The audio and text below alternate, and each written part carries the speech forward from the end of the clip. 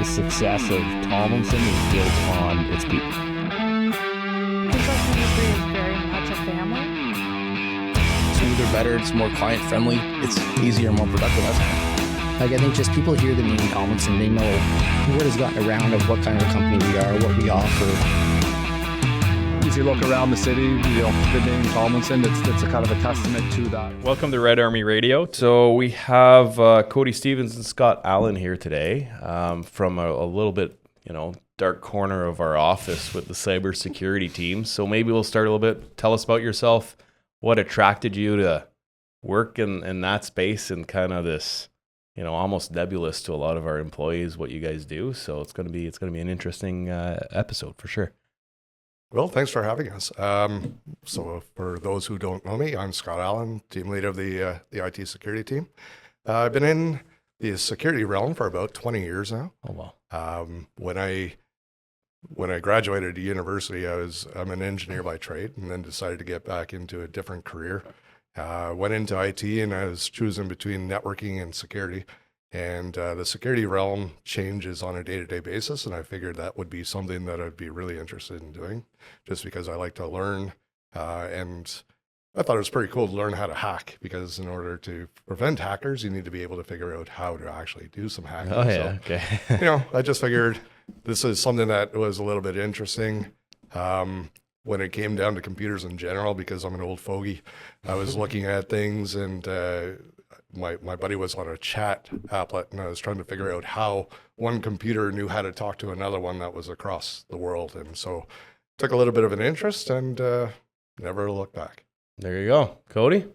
Yeah, I'm Cody Stevens, junior security administrator here at Tomlinson. New to the field of security, but not new to IT in general. I've been doing server administration, endpoint administration for the better part of a decade now. And lucky enough to work under Scott, who has much more experience than I do. I've been learning a lot in the role, and actually took an interest in security when I was living in Australia. I worked very closely with the IT security team at a company over there. And yeah, like you said, it's just very dark and mysterious and cool field to be in. And take great pleasure in learning about networking and how to secure our network and our data. So why is this important? Why do we need guys like you employed at this company? Why are you guys a hindrance on our daily operations? Why, right? So let's start with some of that. We try not to be. Well, I don't know. I think we have some great training, and everybody likes to sign up for these things. So when we send out like randomized phishing tests and people fail, they automatically get enrolled, and we just get nothing but compliments. And, I'm sure everybody's like super happy to join us. As technology evolves, information becomes valuable, and whether it be intellectual property or it just be some secret sauce mixes that people are trying to get exposure to, it's become a huge business. Attacks and trying to steal and get information from other companies is actually a massive industry. Mm-hmm. So you mean like people pay services from hacking companies? Not only do people pay, but governments actually fund hacking. So in Russia, China, just to name two. Those are Korea. Yeah, 1/3 of North Korea's GDP actually is profits from ransomware. Wow. Okay. Payments. Yeah. Okay. Well, that's one of the things. Like hacking used to be, some loser in his basement wearing the hoodie, and but now actually they actually have like things like ransomware as a service, where it's a cloud-based service that you could actually fund and buy. I could go out and buy a botnet, which is just a stack of compromised computers I could run an attack on. So I could spend $20 and get 1,000 compromised computers under my wing and have it do something that it shouldn't do. Wow. Interesting. So you need us, Francis. Yeah, that's why you guys are in a job, right? So you guys must see, what are some of the craziest stories you guys have run across? There's been a couple of things that have transpired. We we've seen, if we're looking at the phishing tests, when I worked for, right across the street was the Montfort Hospital. And there was a nurse that had patient information on a USB drive.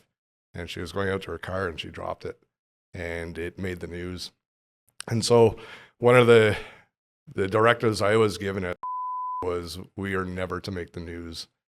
So what I did is I created a little bit of a malware. I put it on a USB. I wanted to see how prone our people were. And I dropped it into the hallway, and I dropped it into the parking lot as well. And as soon as they plug it into the laptop, it'll actually send a connection back to me. And found out that we were pretty prone to the exact same thing. So we had to put some mitigation tactics in place just to make sure that we wouldn't end up in the news.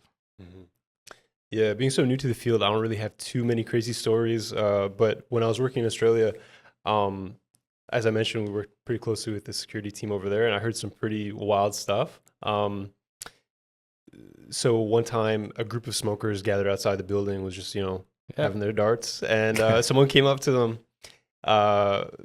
trying to just give out some free vapes, saying "Hey guys, this will help you quit. Some fancy new flavors here." But to charge the vape, you actually need to plug it into a USB. Oh, that's wild. And that vape had a USB drive on it that loaded some command and control software, giving an attacker remote access to their computers. So you never know. Caution and awareness is paramount in this field. And we obviously monitor and we have a bunch of attacks that happen over at Tomlinson.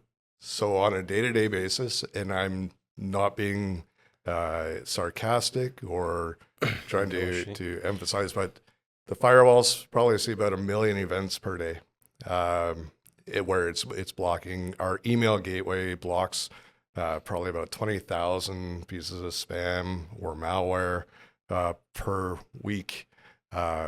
We probably investigate on average between 5 and 20 actual events per day.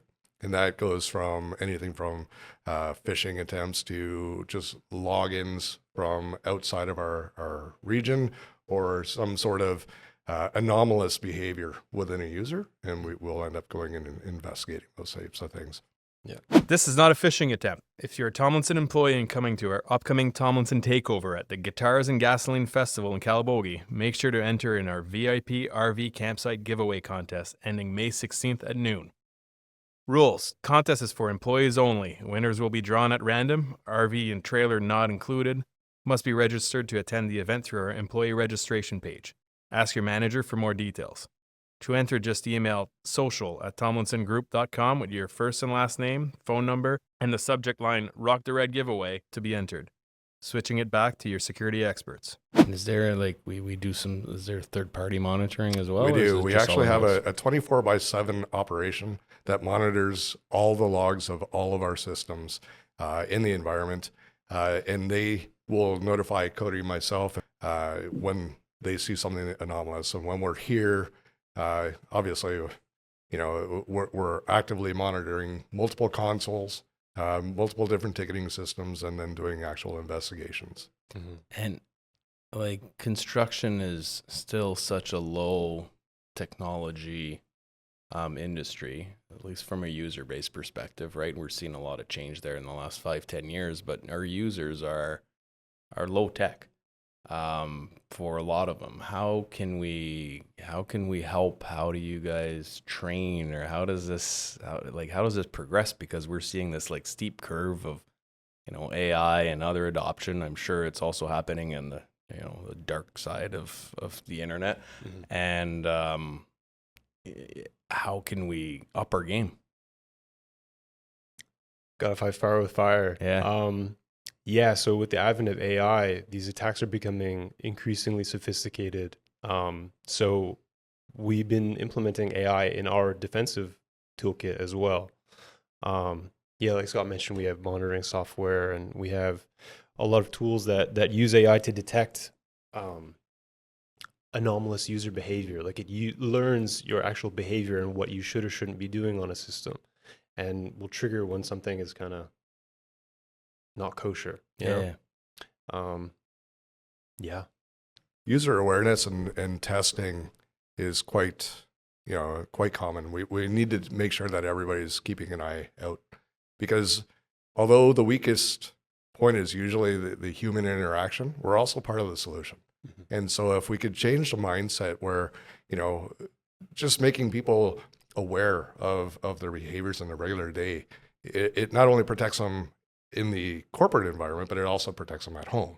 So how do you guys like tread the line between overdoing it and then people just being scared to communicate at all outside of just phone calls? Because we've had those comments come through, and actually doing the required amount to be able to find, I guess, the weak links in the chain, right?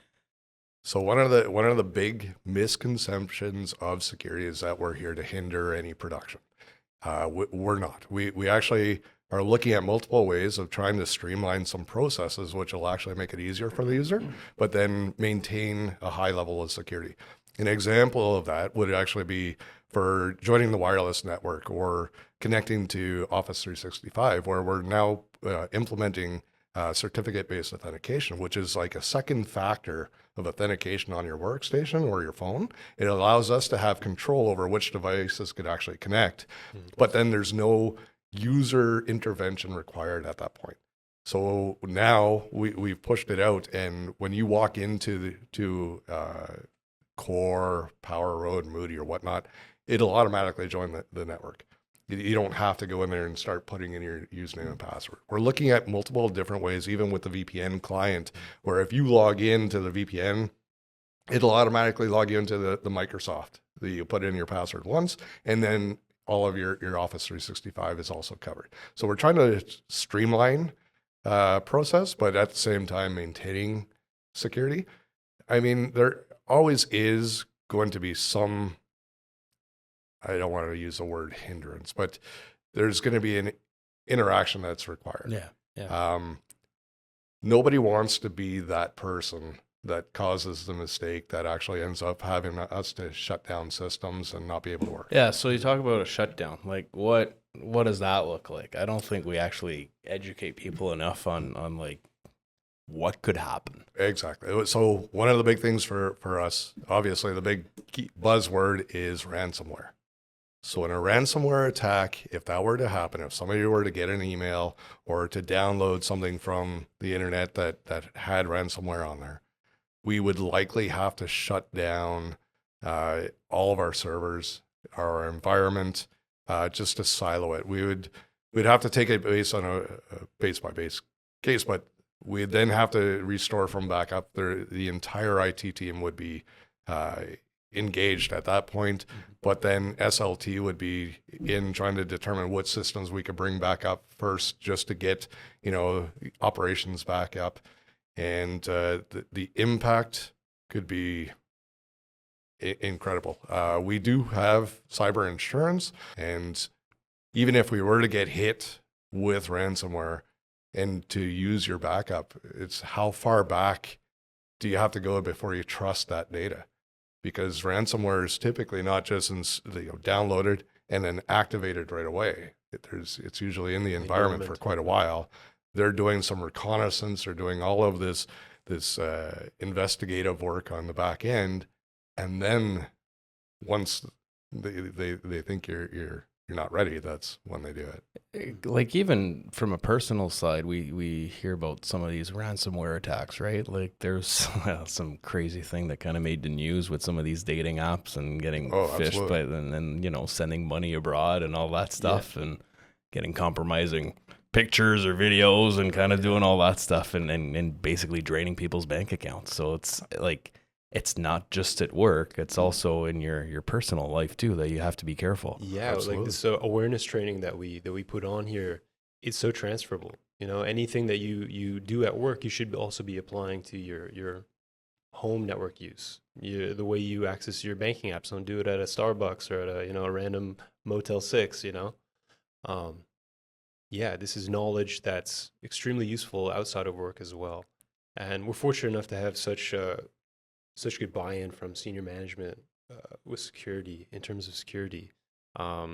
that we have so many tools, and we're able to set up our network in such a way that it's segmented. So if we were to shut down, wouldn't necessarily need to like take down the entire infrastructure, but we could segment it to like certain networks, so that everything doesn't come grinding to a halt. But we do need to take precautions.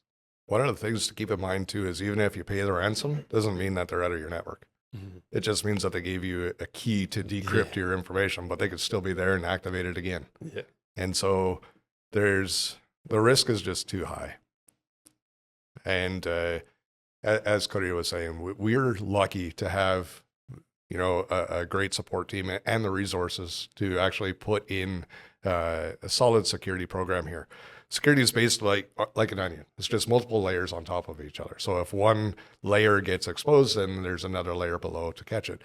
Problem is within our industry, not all companies that we deal with, not all of our customers have that same availability of resources. So sometimes what we end up doing on our side is actually trying to educate our customers as well that have been some of those compromised. come through, right? And they're compromised, 100%. And we get an email from one of our customers that's obviously a compromised email, and then we try to work with them to get their systems back online, right? So. And that goes back to your previous question where you're talking about, where's that fine line between, productivity and security? Because sometimes what we'll end up having to do is block somebody, like an entire company, from sending us. And the reason why we do that is because although the user that sent you the malicious email is clearly compromised, what typically happens is the attacker will then gain access to that account and then send emails internally as well, because the likelihood is that you're going to click a link that your colleague sends versus a remote user. Yeah. Right. So then if I lock down the account for you, well, I have another backdoor into the environment. I could still carry on, and a lot of times these smaller shops, like these mom and pop shops, they're not the actual target. Companies like Tomlinson or like the larger ones that deal with, provincial or even municipal governments for massive contracts, those are the targets. And so we're trying to protect ourselves from not only our internal resources, but from external. And at times we actually have to walk them through on certain ways to try to protect themselves, because they trust their IT with a third-party company, but they don't specialize in security. And they don't have the proper means to do, what needs to be done. So it is a little bit of a challenge on our end, because, if we prevent a larger company from all communications, that has potential impact on contracts that we get. But it's also a reputational thing that we have to protect, right? Because if we get compromised and then we start sending out those malicious emails, then that's reputation. Now we get asked for like what type of security or what's our security program look like when we go and we do tenders and bids on certain projects?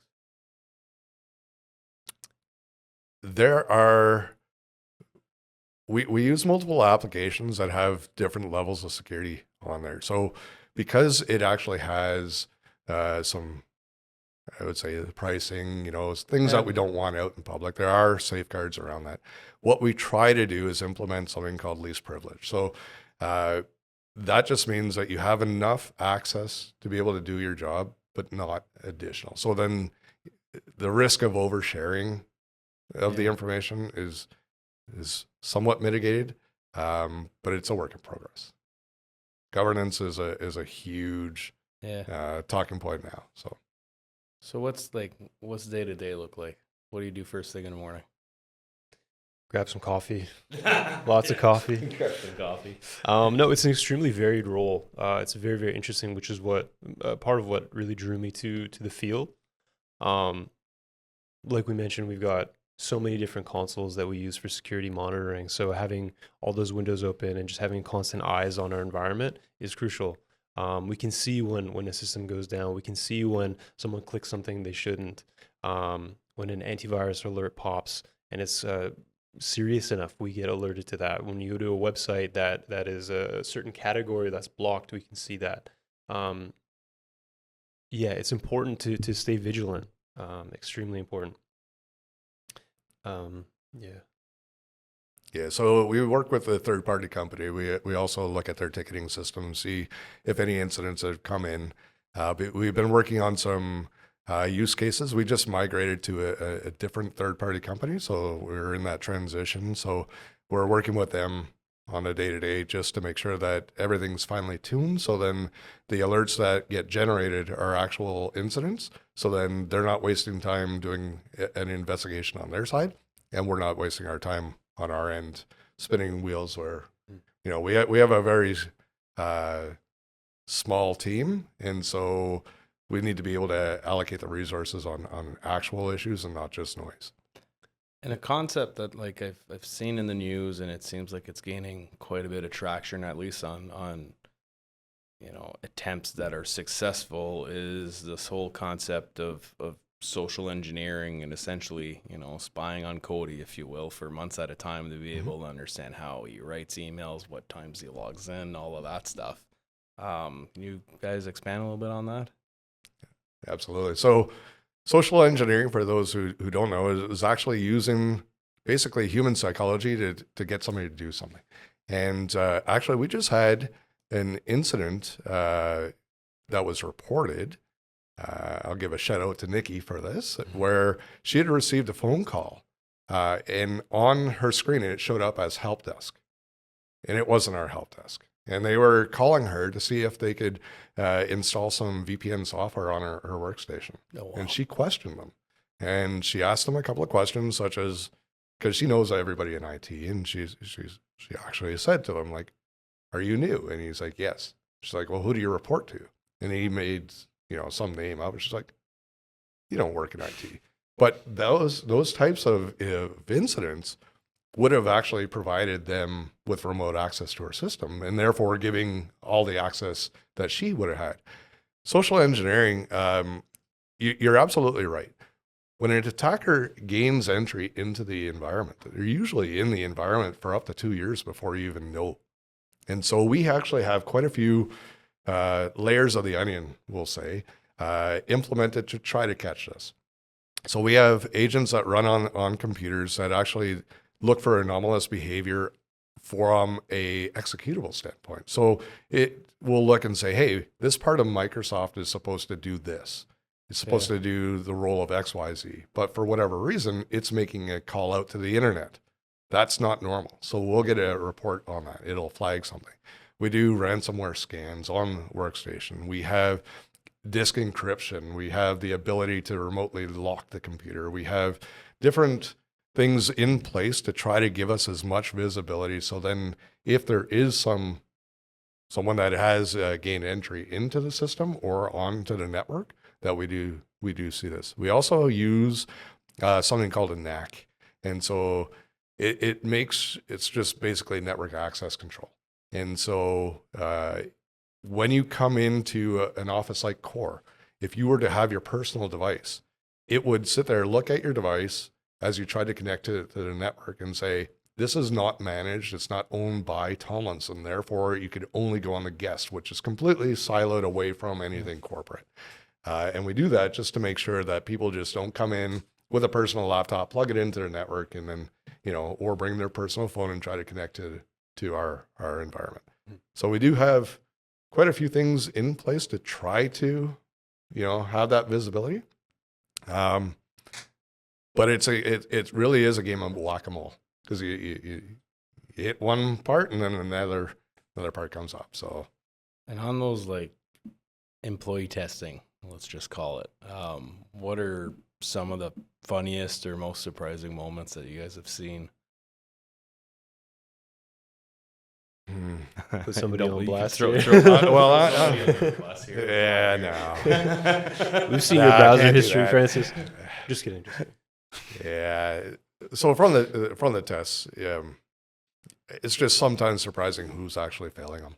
Yeah. You know, I will say we've had some people fail and they immediately redo the testing. Anybody from IT ever fail?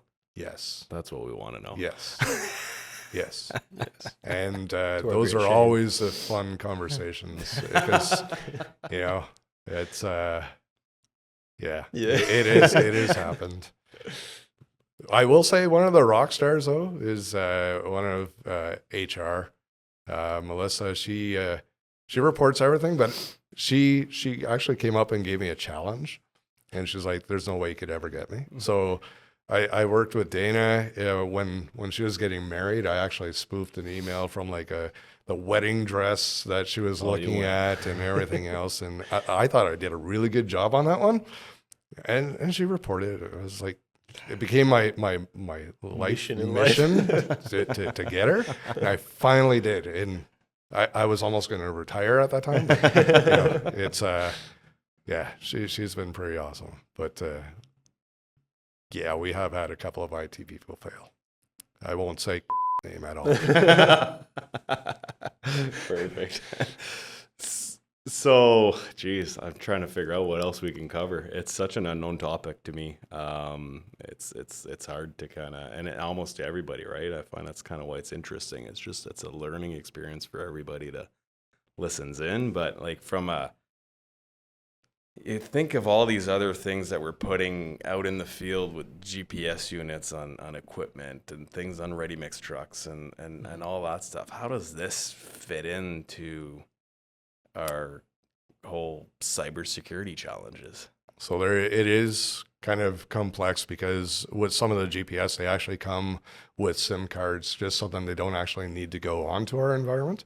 But it is a challenge. And right now we have, issues with something called IoT, which is just Internet of Things. Basically, everything and anything needs internet access now, from your fridge to so all those things, your thermostat, all that jazz. Yeah, so we're absolutely. seeing a lot dryer of that stuff. need to send Well, gigs even of data. even in the garages, they have certain diagnostic tools that they use to be able to connect it, but it needs Wi-Fi access. But because they're provided by a vendor, we don't inherently trust it, right? So we had to create an environment specifically solid for that. So then it's not touching the corporate network, but it has the ability to do all the work that it's access the internet, basically.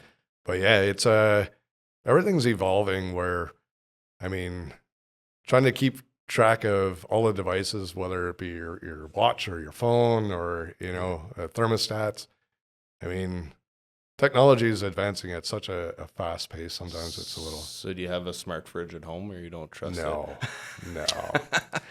No. Actually, most people in my field don't even have like an Alexa or Siri, because it's always listening. It's scary. Yeah, there's enough eyes and ears on us all the time. We don't need something like that. Yeah. It's especially freaky at 3:00 in the morning and you're not saying anything, and then Alexa is going off saying, "I can't answer that," Yeah. Okay, anything else that we didn't cover that you guys want to ensure we do for the listeners? No, I think one of the things that I would request, if people have the ability, is one of the things that would help us a lot is if people actually report suspected emails, or if ESET flags, and don't be afraid to open up a ticket. We're not there to give you crap. We're not there to ram concepts down your throat. We're there to try to protect the environment and to protect yourself. And like I said, nobody wants to be the person that causes an issue with the corporate. So if something pops up, report the email. It allows us to have the visibility in the back end to be able to retrieve that email and pull it away from other people's inboxes, and therefore reducing the risk. And if your antivirus client pops up saying, it blocks something, just let us know. We typically do see things like that, but we're not glued to our screens 24/7. So having that awareness allows us to just protect the environment. Outside of that, I mean, our user base has been really, really good and open to a little bit of change and just double checking at times and making absolutely. a call, ensuring that the other diligence. person actually did send you an email, and 100%. Especially when it doesn't look quite right. Absolutely. And we really do appreciate it. And if there's anything we could do, with all honesty, I'd rather somebody report an issue, we investigate it, and then mark it as benign versus all of the remediation that would have to take place if something were to actually Yeah, and go your wrong. turnaround time on actually kind of reporting back that no, this is clean. Like I've done it a couple of times. Yeah. It's usually it's under 15 minutes Yeah, usually because that I this get an is so answer from time you guys. sensitive. We try to be, as on top of it as possible, for sure. Now, the reality is we can't get, in touch with everybody. We usually, if it is clean and it's business related, we'll definitely tell people, you're good. Yeah. And we'll tell them how to retrieve it. If it's malicious, we're definitely getting in touch with you because we need to understand whether or not you click the link. Honesty is the best policy. Yeah. Like I said, we're not here to give anybody, grief or anything, but Just depending on training. the action triggers what we have to do to remediate. So it just helps us. Yeah, sounds good. Yeah, the users are really the front line. So having that awareness and that training. I guess, we've got people from outside the company that are also listening. So any tips for just like the general public on how to protect themselves? Yeah, absolutely. A couple of things with regards to, I'll touch base on a couple of things, but like AI platforms.